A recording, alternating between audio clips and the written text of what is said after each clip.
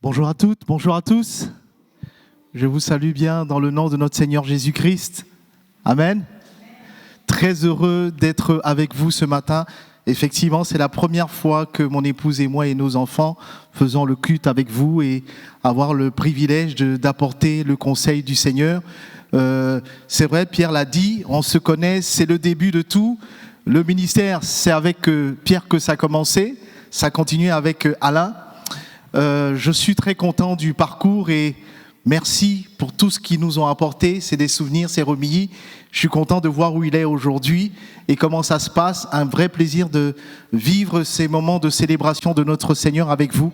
C'est un vrai privilège. Pierre, tu le disais dans l'introduction du culte que c'est important de redonner la place à Dieu dans notre cœur. Oh, que c'est compliqué que cette place puisse rester sur notre cœur.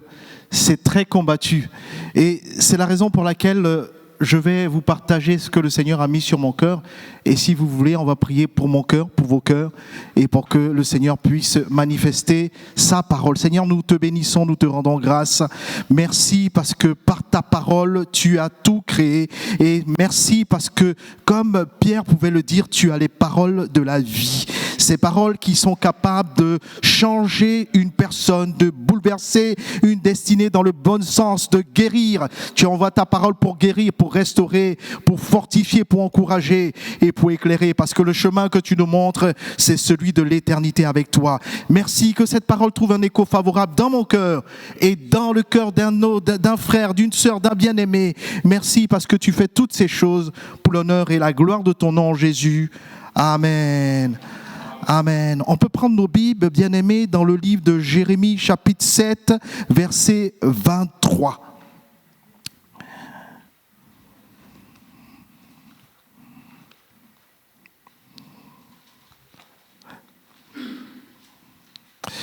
Dans ce texte, nous allons le lire et le commenter après. Voilà l'ordre que le Seigneur donne à son peuple Israël. Mais voici l'ordre que je leur ai donné. Écoutez ma voix et je serai votre Dieu et vous serez mon peuple.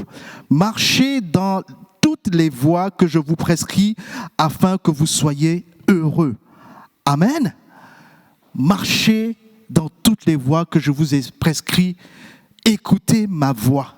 Le titre de cette exhortation, c'est « Écouter et entendre la voix pour marcher fidèlement avec Dieu ». Écouter la voix de Dieu, mes bien-aimés, et obéir à ce qu'il dit est une source de grâce et de bénédiction.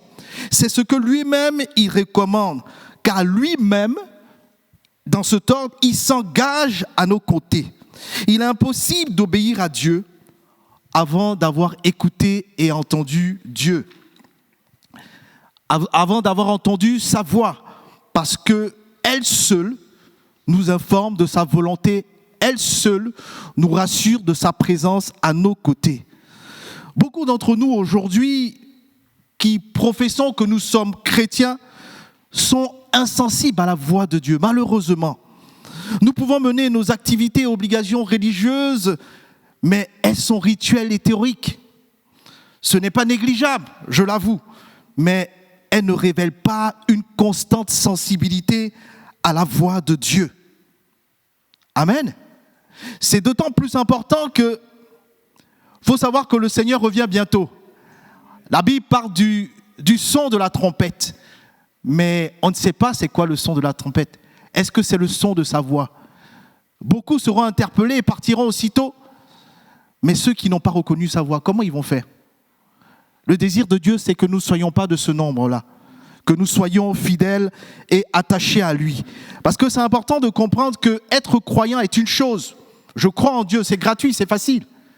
Mais être disciple et marcher avec lui fidèlement, écouter sa voix, obéir à sa voix, ça coûte. Ça coûte. Dans ce texte de Jérémie, Dieu explique ce qu'il exige réellement d'Israël lorsqu'il les a sortis d'Égypte pour en faire son peuple. La première chose qu'il avait en tête, ce n'était pas l'observation de la loi, au travers des offrandes, des sacrifices, de tout ce qu'il pouvait faire à Dieu, mais c'était l'écoute de sa voix. C'est cette voix qui les aiderait à observer la loi et à rendre les sacrifices nécessaires. Le désir fondamental de Dieu est que nous écoutions sa voix d'abord. La condition est simple. Écoutez ma voix et je serai votre Dieu. Mais que veut dire écouter sa voix? Qu'est-ce que ça veut dire concrètement? Qu'est-ce que Dieu a voulu dire? Lorsque je regarde le Larousse et les définitions de écouter, je lis premièrement que c'est être attentif à un bruit.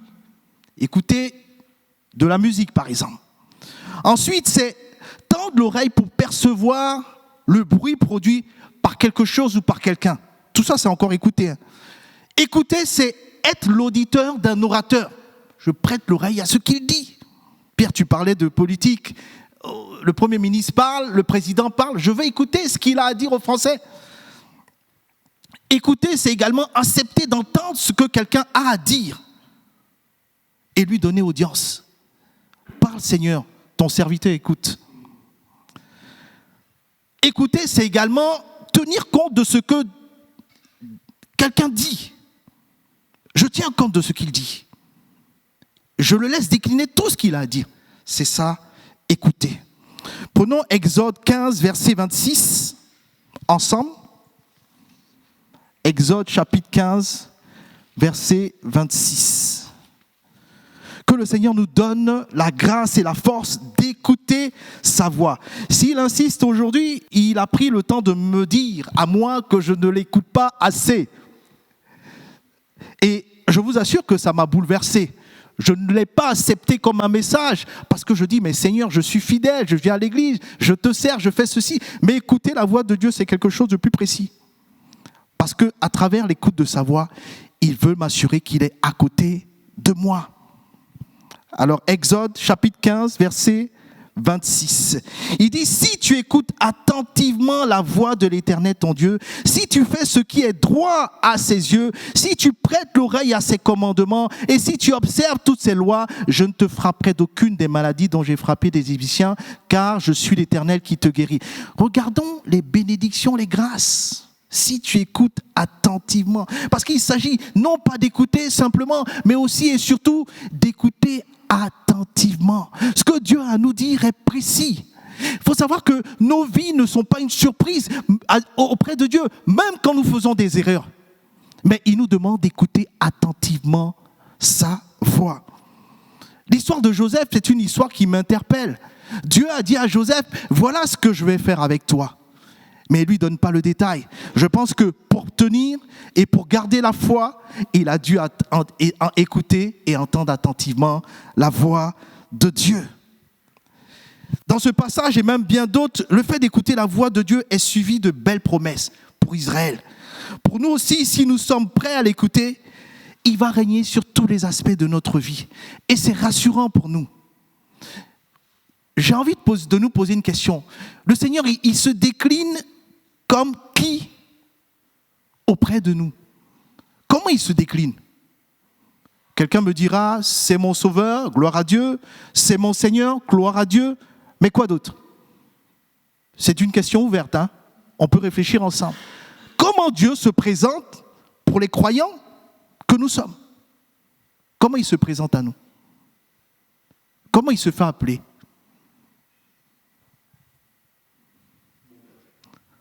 Bon berger, il fallait que le pasteur y réponde, il connaît tout. Alléluia, comme le bon berger. Et le berger, c'est celui qui s'engage à conduire ses brebis. Mais dites-moi, si les brebis n'apprennent pas à écouter le berger, comment il ferait? C'est une garantie, c'est une question d'identité, d'appartenance. Amen. C'est dire que le Seigneur aujourd'hui nous appelle à l'écouter comme un disciple. C'est ça qui fait l'identité du croyant que nous sommes en Jésus-Christ. Beaucoup de gens croient en Dieu. Beaucoup de gens se disent, moi je suis de Dieu. Mais combien écoutent attentivement Dieu? C'est là-dessus que Dieu s'engage. C'est là-dessus que Dieu se porte caution. Écoutez comme un disciple. 1 Samuel, chapitre 3, verset 10. 1 Samuel, chapitre 3, verset 10.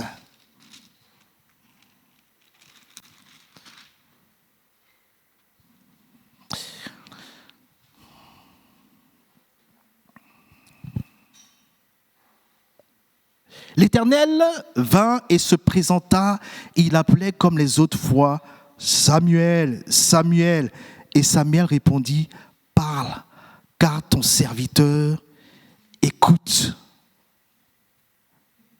N'est-ce pas à chaque croyant que nous sommes de demander cela à Dieu? Parle Seigneur, ton serviteur écoute. C'est important de comprendre que dans le contexte de ce texte, de ce verset, la Bible dit que la voix de Dieu était rare. Et les prophéties étaient rares. Le souverain sacrificateur ne voyait plus bien. Et c'est dans ce contexte que seul Samuel entend la voix de Dieu. Et quand je me refais l'image, je me rends compte qu'ils sont deux dans le temple. On est d'accord? Ils sont deux dans le temple et Dieu parle. Mais c'est que Samuel qui entend. Est-ce que c'est à cause de la disposition de son cœur à entendre, à écouter et entendre? Ou alors c'est parce que Élie, le souverain sacrificateur, je ne sais pas si vous vous rappelez ce que c'est un souverain sacrificateur, c'est celui qui est censé prier et faire des sacrifices pour le peuple. En d'autres termes, c'est un peu l'intermédiaire. Bien des passages encore montrent l'importance pour chacun de nous de savoir écouter lorsque Dieu nous parle. Est-ce que nous sommes sensibles quand Dieu nous parle? Est-ce que nous sommes prêts à accepter à ce que Dieu nous dit? C'est ça, apprendre à écouter. C'est la notion d'écouter avec une oreille éveillée. Ésaïe 50, verset 4, on peut le prendre ensemble. Un disciple va prêter l'oreille à la voix de son maître. Il veut savoir, mais qu'est-ce que je fais? Qu'est-ce que je fais? Avant de faire ce que l'on pense et tomber dans des traditions. Le Seigneur, l'Éternel, m'a donné une langue exercée pour que je sache soutenir par la parole celui qui est abattu. Il éveille chaque matin, il éveille mon oreille pour que j'écoute comme écoute des disciples. Chaque matin, c'est-à-dire au début de chaque activité, avant de faire quoi que ce soit, il apprend mon oreille à écouter. Et c'est important ce matin de s'arrêter sur cet élément important de la vie du disciple, de la vie du croyant que nous sommes. Dieu ne se mettra pas à parler plus fort, mais c'est nous qui devons apprendre à mieux l'écouter et à l'écouter régulièrement. Comme Samuel, qui a appris dans son contexte à faire la différence entre la voix du sacrificateur et celle de Dieu. Dieu veut nous apprendre à développer l'écoute du disciple que nous sommes. Il sait que le chemin que nous traversons n'est pas simple. Il a payé le prix, on l'a chanté, mais il a promis d'être avec nous. Amen. Parce qu'il ne veut pas qu'on se perde, ça lui a trop coûté. Je vous assure que parfois, quand je pêche devant Dieu, parce que ça m'arrive, et que je me repens, je verse, surtout quand je suis convaincu de pécher, je pleure devant Dieu. Et je me rappelle que ça lui a coûté pour que je retombe dans ces choses. Je dis, Seigneur, tu connais, comme David, ce que je suis. Pécheur depuis le sein de ma mère. Mais je me repens pour dire, mais Seigneur, merci de m'interpeller, merci de me rappeler, merci de me donner de t'écouter. Parce que ce n'est pas évident. Amen. Ce n'est pas évident, mes frères. Ça doit être le défi de chaque croyant que nous sommes. Quand vous prenez la parabole du semeur, le long du chemin sur lequel les semences ne peuvent pas entrer, c'est un chemin sur lequel les gens marchaient, et finalement ça s'est endurci. Si je n'apprends pas à écouter Dieu, mon cœur va s'endurcir. et ça va être compliqué. Je vais entendre les meilleurs prédicateurs, les meilleurs hommes de foi ou hommes de Dieu, de quoi que ce soit. Ça ne changera rien parce que je n'ai pas appris à écouter. Il faut que nous développons l'écoute du disciple. Est-ce que nous sommes prêts pour tous les aspects de notre vie? Dire à Dieu, parle Seigneur, ton serviteur écoute. Ou alors je dis non, ma tradition, non, mon expérience, non, mes sentiments. Il faut que là, on apprenne à se positionner. C'est en connaissance de cause que Dieu dit, écoutez-moi attentivement. Si vous m'écoutez, je serai votre Dieu. C'est-à-dire pour vous conduire sur le chemin que vous ne connaissez pas. Amen.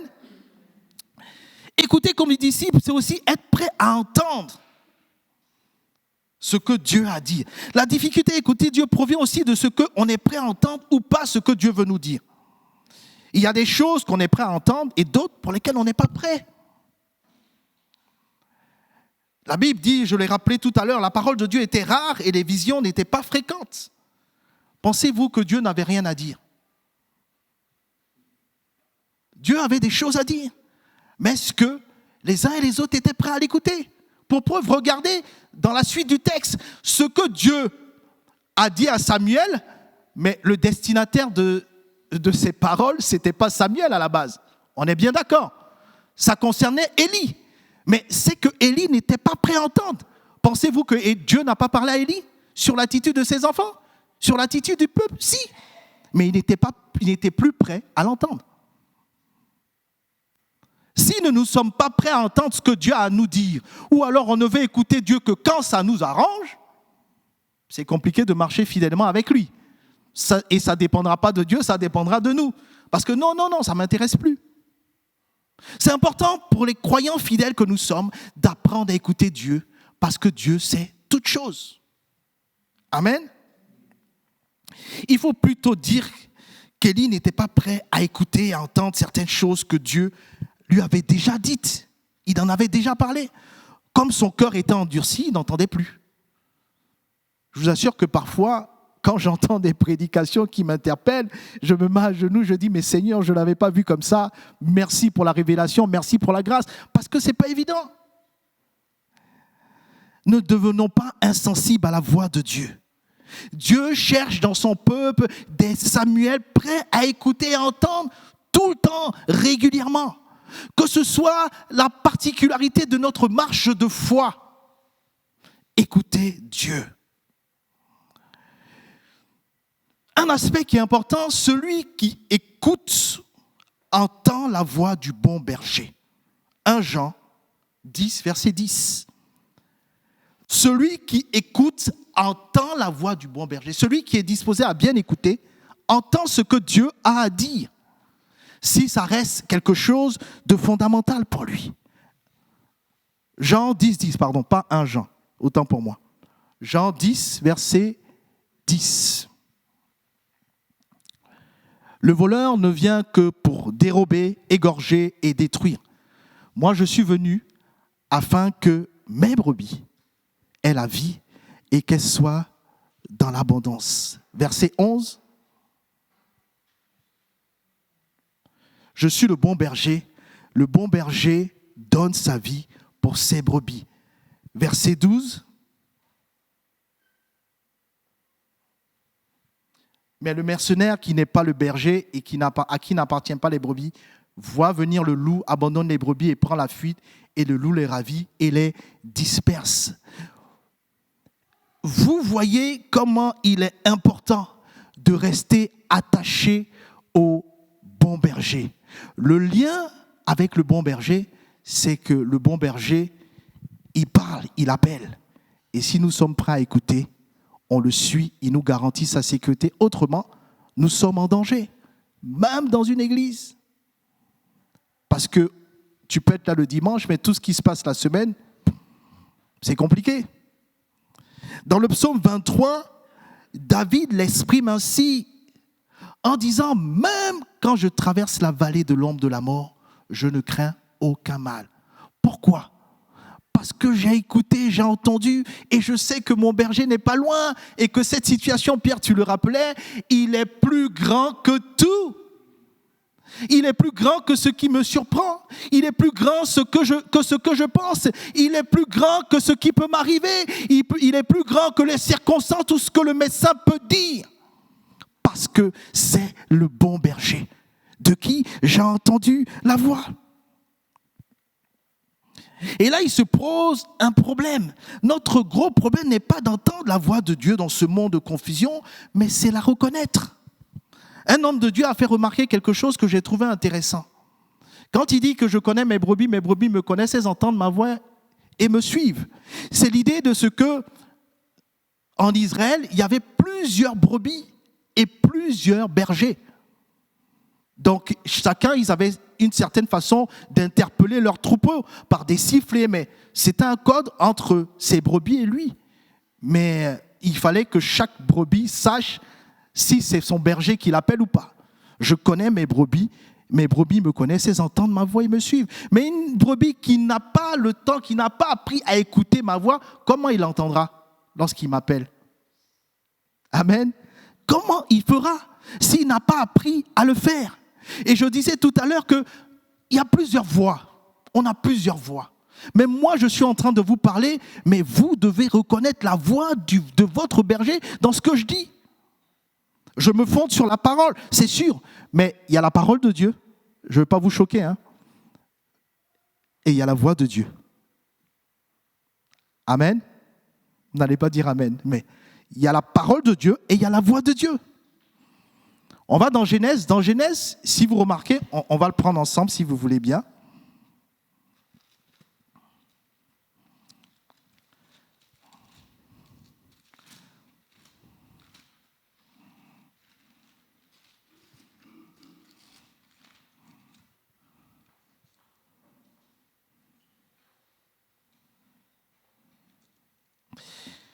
Genèse chapitre 3, verset 7.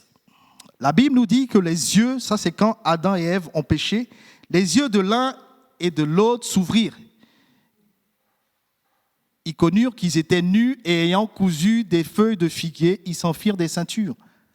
Alors, ils entendirent la voix de Dieu, de l'Éternel Dieu, qui parcourait le jardin vers le soir. Et l'homme et sa femme se cachèrent loin de la face de l'Éternel Dieu, au milieu des arbres du jardin. Mais l'Éternel Dieu appela l'homme et lui dit, où es-tu? Alors, polémique, pas polémique, ils ont entendu la voix de Dieu, et la Bible dit que Dieu les appela, c'est ça, c'est ce que je lis avec vous, mais l'Éternel Dieu appela l'homme et lui dit, où es-tu? Mais quelle voix ils entendent? Il répondit, j'ai entendu ta voix dans le jardin et j'ai eu peur parce que je suis nu et je me suis caché. La parole de Dieu transporte la voix de Dieu. On peut connaître la parole de Dieu et être éloigné de la voix de Dieu. Je m'explique. Lorsque le diable va vers Jésus, il a commencé avec Ève, est-ce que Dieu a réellement dit? Donc en fait là, il a dissocié la parole de Dieu de la voix de Dieu. La voix de Dieu, c'est ce que Dieu veut dire à travers sa parole. Lorsqu'il va voir Jésus dans le désert, il lui dit, mais si tu es le Fils de Dieu, saute, il enverra ses anges. N'est-ce pas? Mais Jésus a répondu, mais tu ne tenteras pas le Seigneur ton Dieu. Le diable peut prendre la parole de Dieu et en tordre le sens pour l'éloigner de la véritable voix de Dieu. Voilà ce que j'ai voulu dire.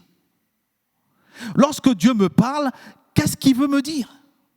Qu'est-ce que je comprends de ce que Dieu dit? Aujourd'hui, dans notre génération, et même c'était le cas avant, mais il y a plusieurs interprétations de la parole de Dieu. Parfois, on se demande, mais est-ce que c'est Dieu qui a dit? Pourtant, on a tous les écrits. C'est important que dans notre génération, pour les croyants que nous sommes, apprenions à discerner la voix de Dieu. Qu'est-ce que Dieu veut me dire concrètement? Et pour ça, il faut que je m'exerce à écouter et bien entendre la voix de Dieu. Amen. Je le disais tantôt, des voix sont multipliées dans nos pensées, parfois des voix sous forme d'idées, des voix sous forme de conseils, de chrétiens ça et là, des voix sous forme de mes volontés propres. des voix sous forme de prédication, mais dans ce cafouillage, où est la voix de Dieu? Il faut que je la construise avec Dieu dans mon cœur. Seigneur, tu connais ma vie. Il dira à Jérémie, je connais les projets que j'ai pour vous. Mais si on est prêt à entendre, comment les Juifs ne percutent pas que Jésus est le Messie? Parce qu'ils n'ont pas été habitués à entendre, à écouter et entendre la voix de Dieu. Ils avaient une façon de penser les choses et une autre façon de vivre les choses. Je parlais tout à l'heure de le Seigneur revient bientôt. Il a donné des éléments dans la Bible, mais il faut que je sois prêt pour entendre la trompette. Mais la trompette, est-ce que ça va être une trompette physique ou alors une trompette spirituelle de la voix de Dieu à laquelle je suis habitué à écouter et à suivre et à obéir? C'est important, bien-aimés, de ce que nous puissions marcher et nous dire, mais Seigneur, dans cet aspect de ma vie, est-ce que j'ai appris à t'écouter? Dans les moments de joie, dans les moments de peine, dans les choix. C'est important parce que Dieu, à travers cela, il fait toujours au plus près de nous pour nous consoler, pour nous encourager, pour savoir dans quel chemin je dois marcher. C'est ça le défi du chrétien. C'est ça qui va nous garantir que jusqu'au bout, je garderai la foi. Jusqu'au bout, j'aurai toujours de l'amour pour lui. Jusqu'au bout, je serai prête. Je parle des vierges sages. Amen. Autrement, beaucoup d'entre nous seraient perdus. Beaucoup d'entre nous se sont perdus. J'en veux pour preuve le témoignage d'une dame que j'ai rencontrée à Bar-le-Duc, à Saint-Dizier pour être plus précis, qui me disait « Mais pasteur, je veux vous dire que j'ai perdu la foi. J'étais dans une église depuis 40 ans et j'ai perdu la foi. Je vous partage cela parce que je ne veux pas que vous partagiez à mon père que je ne suis plus dans la foi. Parce que lui, il a toujours rêvé que lui et ses enfants soient dans la foi, un peu comme Job. » Un frère qui nous a précédés auprès du Seigneur, et son papa était malade, et elle me dit, pasteur, je vous dis, et par compassion, je lui demandais, mais Mana, mais comment ça s'est passé? Et je vous assure que quand elle me raconte, moi je pleure et je me dis, mais Seigneur, garde-moi, c'est tellement facile. Elle me dit, j'ai vécu des moments difficiles dans ma vie personnelle. J'ai vécu des moments difficiles et je ne voyais plus Dieu agir. Je ne voyais plus la main secourable de Dieu. Mais j'avais envie de lui dire, mais votre cœur s'est endurci et vous n'étiez plus prêt parce qu'elle n'a pas appris à écouter. Et elle me dit, il y a non seulement eu ça, mais j'ai vu des faits dans l'église qui m'ont complètement bouleversé. Elle est de Saint-Dizier. Elle disait, j'ai vu des anciens et le pasteur parler mal et critiquer d'autres chrétiens. Ça m'a achevé. Je me suis dit, mais c'est un monde d'hypocrisie. Et là, j'ai décidé de tout arrêter. Je dis, mais vous savez, le Seigneur, il est toujours fidèle et sa main est toujours prête à secourir. Mais bien aimé, ce matin, si tu n'as pas compris grand-chose de ce que j'ai partagé, comprends une chose. Il veut nous parler. Il frappe à la porte d'un cœur. Vous pensez que lorsque le Seigneur dit que je serai avec vous tous les jours, c'est pour faire de la figuration? C'est pour être à côté de nous. C'est pour nous relever lorsque nous tombons. La Bible dit 7 fois le juste tombe, peu importe de quoi il tombe. Il tombe parce qu'il est fatigué, il tombe parce qu'il a péché, il tombe de quelque façon que ce soit, mais il veut qu'on puisse entendre la voix du berger, plein de compassion, plein d'amour. Lève-toi mon fils, reprends le chemin. Autrement, ça va être compliqué. Si je demande à quelqu'un ici, est-ce que la vie chrétienne est facile? Vous allez tous me dire non, c'est compliqué, oui. Mais c'est parce qu'il sait que c'est compliqué qu'il nous a garanti d'être avec nous. Mais s'il est avec nous, il faut qu'on apprenne à écouter ce qu'il a à nous dire. Prends courage. Je vous assure, bon, je ne sais pas, beaucoup d'entre vous peut-être sont passés par le deuil. Moi, je suis passé par le deuil plusieurs fois. Je vous assure que ça fait plaisir de voir des frères, des amis, dire condoléances, apporter de l'affection. Ça fait du bien. Mais quand ils sont tous partis, qu'on se retrouve seul et qu'on souffle le deuil, c'est vraiment intéressant et glorieux de savoir que Dieu pose sa main de consolation. Amen. Mais si je n'apprends pas à l'écouter, comment ça va se faire? Amen. Comment ça va se faire? Et dans le même élan, et pour terminer, pourquoi Dieu veut qu'on l'écoute? Parce qu'il veut nous parler. Parce qu'il veut que sa voix soit toujours habituée, qu'on soit toujours habitué à sa voix. Dieu ne nous parle pas pour parler. Il nous parle parce qu'il veut être en relation constante avec nous. Si je veux être en relation avec Bernard, il faut qu'on s'appelle souvent. C'est ça? Si je n'appelle pas, il va me dire, écoute Yvan, ça fait un moment. Hein. Qu'est-ce que tu deviens? Mais là, c'est plus grave parce qu'il s'agit de mon berger, de celui qui est ma sécurité sur mon chemin. Il le fait de Genèse à Apocalypse. Il parle. Il a dit, Dieu parle tantôt d'une manière, tantôt d'une autre. L'homme n'y prend garde. Il a tellement de choses à dire. Tellement de choses à dire sur nos vies. Mais parfois, on n'écoute pas et on bricole. Quelqu'un m'écoute? Voici quelques raisons non exhaustives pour lesquelles Dieu parle. Il parle pour nous prévenir des décisions qu'il compte prendre. Hein? Pierre, on en parlait. Qui était au courant? On parle de prophètes, de tout. Qui était au courant lorsque le Covid a frappé le monde? Ceux qui ont la révélation, peu on le savaient. Mais parce qu'on n'a pas pris le temps d'écouter. Si nous écoutons Dieu, il nous mettrait au courant comme il a fait avec Abraham. Je dis, mais je ne peux pas ne pas informer Abraham de ce que je vais faire ou de ce qui va arriver. Vous le verrez dans Genèse 18, 17, mais on ne va pas le lire. Il veut nous parler aussi pour nous révéler des secrets, des choses cachées concernant notre vie, concernant notre pays, notre environnement, nos familles, les sujets de prière. On peut le voir dans Daniel 2, 19. Il veut nous parler pour nous avertir des dangers qu'on devrait encourir, qu'on ne sait pas. Il veut nous parler pour nous appeler dans le ministère ou pour nous confier une mission précise. On peut le voir avec la vie de comment il s'appelle, de Jérémie. Il veut nous parler pour nous annoncer l'avenir. Je reviens bientôt. Amen. Il est à la porte. Il veut nous parler, bien-aimés, pour nous rassurer. Quelqu'un a besoin d'être rassuré sur le chemin de la foi. On voit tellement des choses compliquées dans ce que nous pouvons vivre. Je veux parler aux plus anciens. C'était plus facile avant, ça faisait moins peur avant qu'aujourd'hui. Mais plus on va, plus c'est compliqué. On se dit, oh, les horreurs. Les informations sont plus compliquées aujourd'hui qu'elles n'étaient hier. Il y a de plus en plus de méchanceté, plus en plus de drames, plus en plus de violence. Mais dans ce monde, Dieu veut rassurer son Église.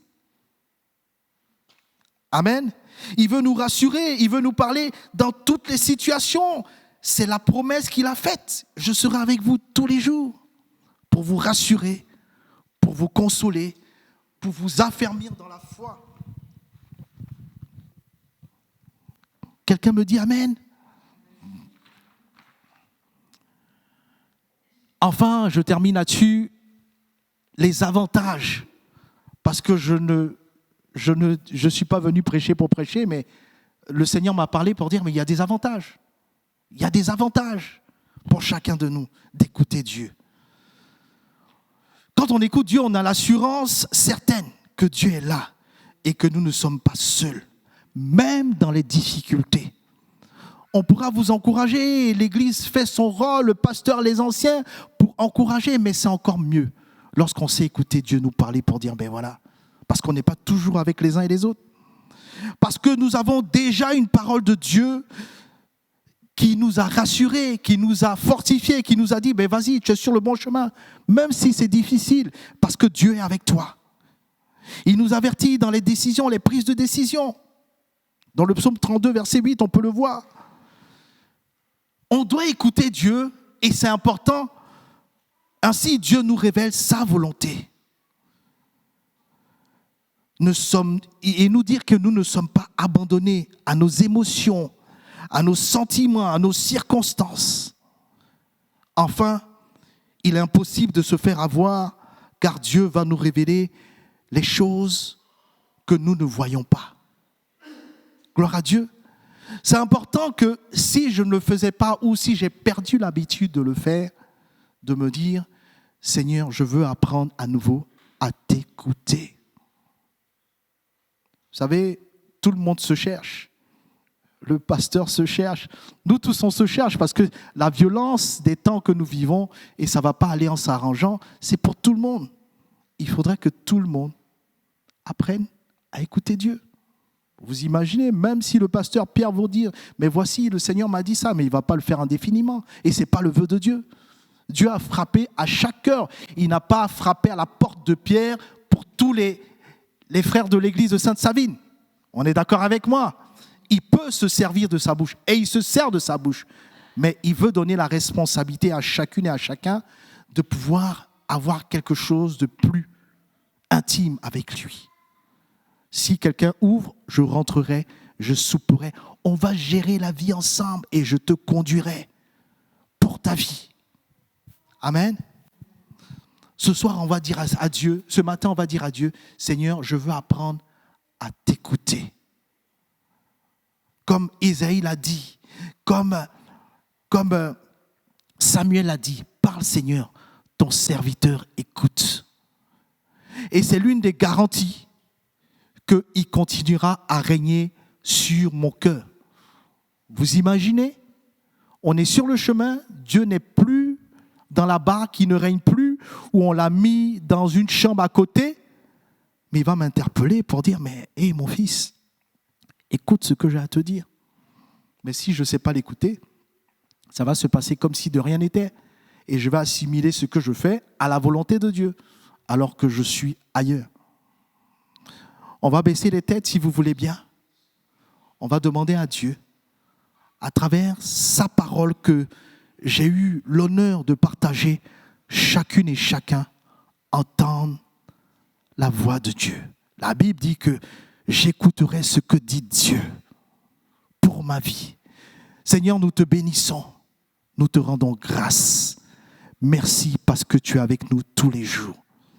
Merci parce que nous voulons exercer nos oreilles à t'écouter et à entendre ta voix. Seigneur, c'est la garantie selon laquelle, comme tu l'as dit, je serai votre Dieu. Je serai avec vous. Seigneur, je ne sais pas, peut-être qu'il y a un homme, une femme ici qui a arrêté de t'écouter. Où tu ne règnes plus, où tu n'as plus la parole dans les décisions de sa vie. Seigneur, merci parce que tu es celui dont la miséricorde durera toujours.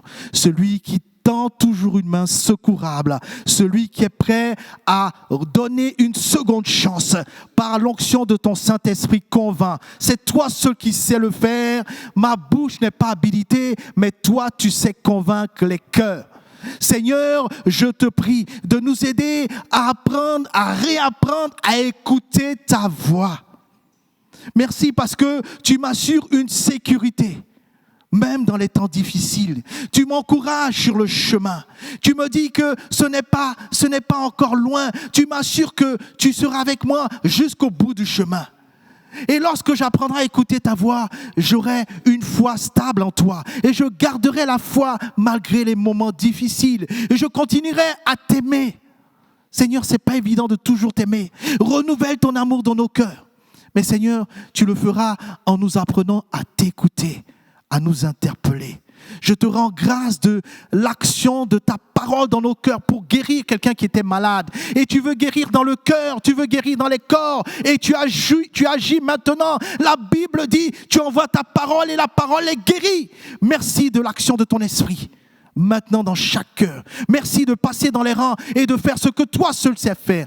Le centenier disait, dis un mot et il sera guéri. Seigneur, dis un mot. Et quelqu'un sera guéri ce matin. Béni sois-tu pour ta parole. Béni sois-tu parce que tu nous renouvelles encore. Tu nous interpelles. Tu nous remets debout sur le chemin. Tu nous encourages. Et tu fais ton œuvre. La Bible dit enfin, cette œuvre que tu as commencée dans nos cœurs, tu l'achèveras pour le jour de Jésus-Christ. Seigneur, merci de cette œuvre que tu fais pour mon cœur, pour le cœur de chacune et chacun qui t'écoute aujourd'hui. Parce qu'au-delà de moi, c'est toi que nous écoutions. Merci de ce que tu fais toutes choses pour l'honneur et la gloire de ton nom dans nos vies. Dans le nom de Jésus. Amen.